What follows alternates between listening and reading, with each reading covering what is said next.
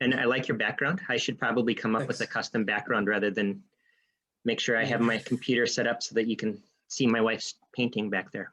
Anyway. At least it looks nice. I just got a white wall behind me, so I figured I should throw something up that's a little more interesting than just the void. I used to sit, I have a lot of videos about how to use Roll20 and stuff. And you can see my clothes hanging in the background because I wasn't smart enough to realize that maybe I shouldn't be sitting in front of my closet or a mirror or whatever. Anyway, hi everybody, Mike here. I'm going to do two things that I didn't do with the last YouTube video, and both that should go up later today, by the way. So you're watching this a week ago, the third interview went up. I'm going to remember to do two things. The first thing I'm going to remember to do is actually mention the product name of the product we're talking about. The last interview, I think we talked for 55 minutes and neither of us said the name of the product, which is amazing. And the second thing I'm going to do is I'm going to ask for likes, subscribes, shares. Everybody does it. I keep forgetting to do that. It's a brand new series. And until people start sharing it and liking it and subscribing, we're just not going to help as many creators. And the goal here is twofold. One, to give some publicity to new creators, and two, to help other creators learn.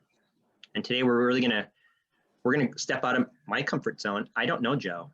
I think the first three people I interviewed, at least I had some interaction with. Joe and I met on Reddit. I guess met is a very loose term. He was nice enough to say, sure, I'll do an interview. I'd love to do an interview. So thank you, Joe. Joe, why don't you introduce yourself? Tell us just a little bit about yourself and what kind of games you like to play, and then describe your product a little bit, and then we'll get into kind of a Q&A. Okay, so I'm Joe. I am a pretty new to game development person. We had our first Kickstarter for our first product called Acheron, which is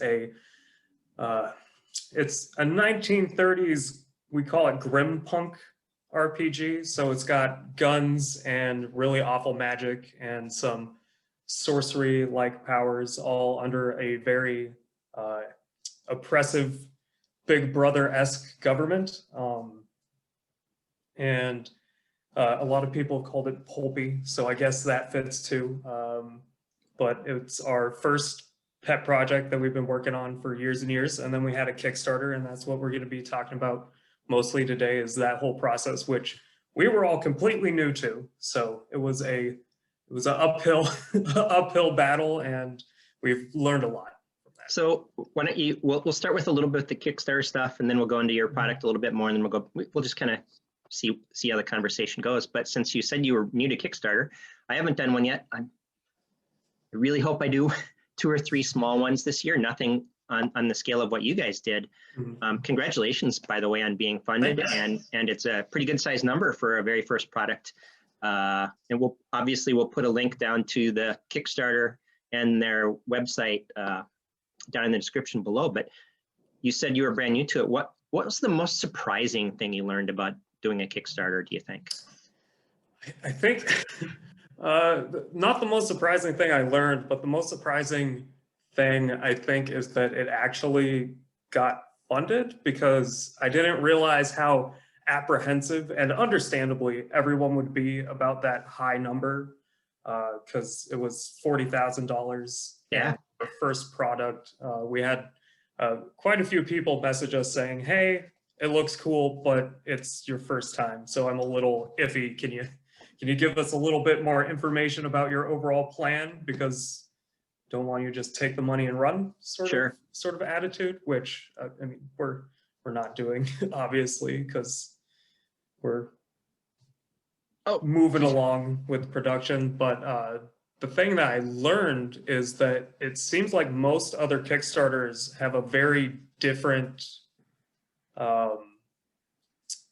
philosophy as to when to launch the Kickstarter, because we launched when we were still figuring a couple systems out, mainly because we wanted beta testing of all of those and to have the time and space to get feedback, implement the feedback, put everything out again, and go through that process a couple of times. And then there's some Kickstarters I've seen that launch and then they deliver 3 months later. I'm baffled as to how they're taking feedback, because some of them seem to, but it's just such a quick turnaround, and I still don't understand that. So if I've learned anything, it's that the more finished your product is, the better it seems to do. Sure, sure. So you've got a pretty big team. I'm going to make an assumption here. Correct me if I'm wrong. It's probably not any of your full-time jobs. So what do you do outside of this so that you can fund this kind of hobby and do this kind of thing? So personally, I am a biology PhD student. So Wow. it's a little sad to say, but COVID kind of struck at the perfect time, because I was doing all of this RPG dev work, and we decided to all pull some funds, really go for it, get preliminary art and stuff like that done to launch the Kickstarter. And then COVID happened, so I couldn't do my normal job, and I ended up being able to devote a lot of time to this. The other two main devs, one of them's an anthropology student, and the other one is a working engineer. So Wow. very, very technical people. Very technical people. So how did you, is this a game that you guys had been, guys and gals, because I know there's definitely women involved on the team, that you all had been playing in before you decided to develop it as a product? Yeah, so it originally started, oh man, it's hard to count the years at this point. It must have been 8 years ago now, as people wanting to play Call of Cthulhu, but only having, and this is in, I think, freshman year of high school, only having experience with D&D. The Call of Cthulhu book was a D100, and it just fell on the main GM at the time to convert all of that into a D20 system, and then things got thrown out. So over about 3 years, it went from trying to play this weird homebrew Call of Cthulhu to actually starting to world build and add our own things in. And at a certain point, it became a totally different beast. The Call of Cthulhu blood was completely drained out of it, other than the era of that 1930s. Sure. But that's how it started, and then slowly the writing happened. That probably went on seriously for about 3 years, and then the past 2 years is when we decided to really dive into it and make a book out of it.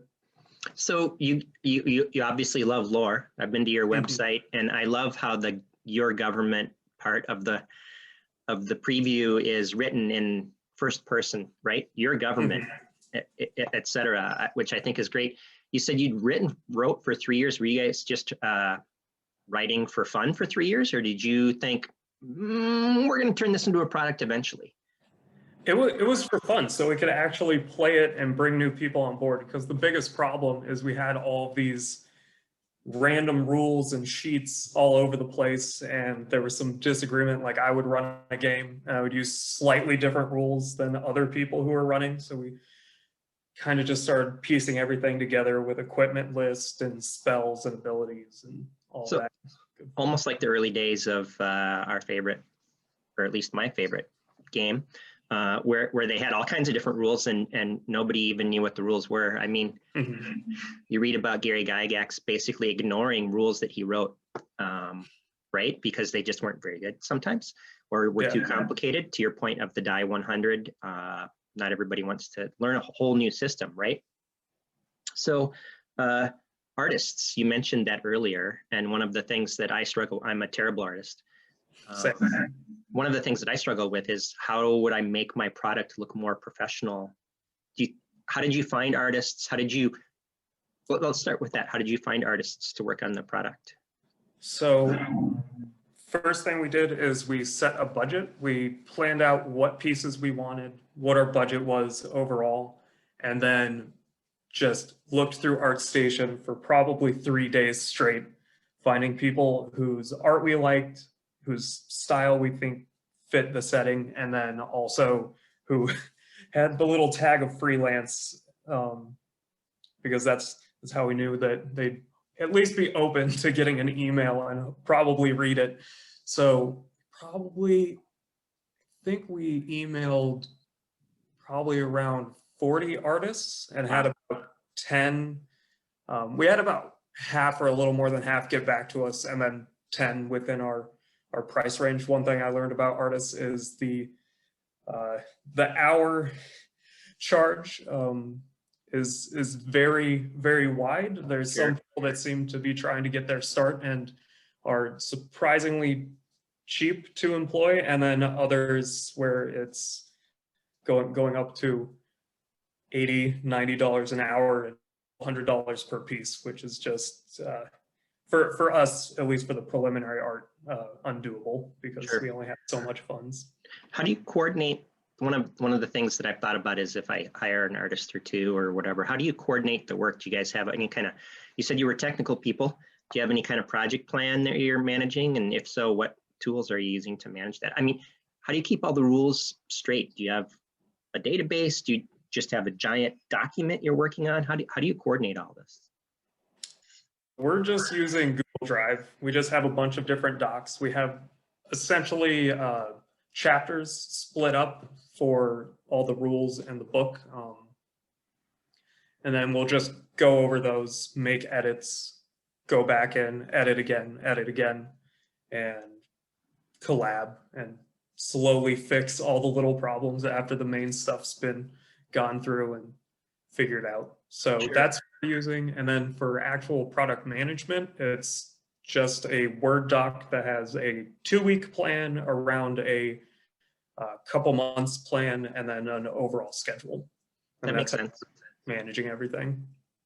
So the Kickstarter closed fairly recently. How long do you think it'll go from the time that the Kickstarter closes to the time that you're able to get out? I mean, you have a beta out right now. Before you're able to get out what you think is close to the final product. So we're actually, the free beta is a little bit behind. So we're giving everything to backers first and then redoing. And as far as all the primary writing, we have one more update, which we should have out in about a month. That'll have all of the rules other than optional rules and a lot of the lore. So that stuff is still being rewritten and edited and rebaked, but should have all of that out in a beta. And then it's just getting feedback, editing, putting everything together with our editor, and it should be finished, I think, early September is our current timeline. We've had a couple setbacks recently with people needing surgery and getting sick and stuff like that. So it's... Well, I hope everyone's okay. Yeah, everyone's good. It's just there's always little stumbling blocks that come up. So the hope is to get it done about then and then send it off to the printer and get it distributed by November. We're on target, thankfully. Good for you. That's great. Hey, everybody. Mike here. Decided to break this into 2, maybe 3 parts because it was really long. And I noticed people were watching the shorter videos and not the longer videos. So we're going to break this one into parts. I hope you enjoyed part 1 and come back for part 2. Thanks, everybody.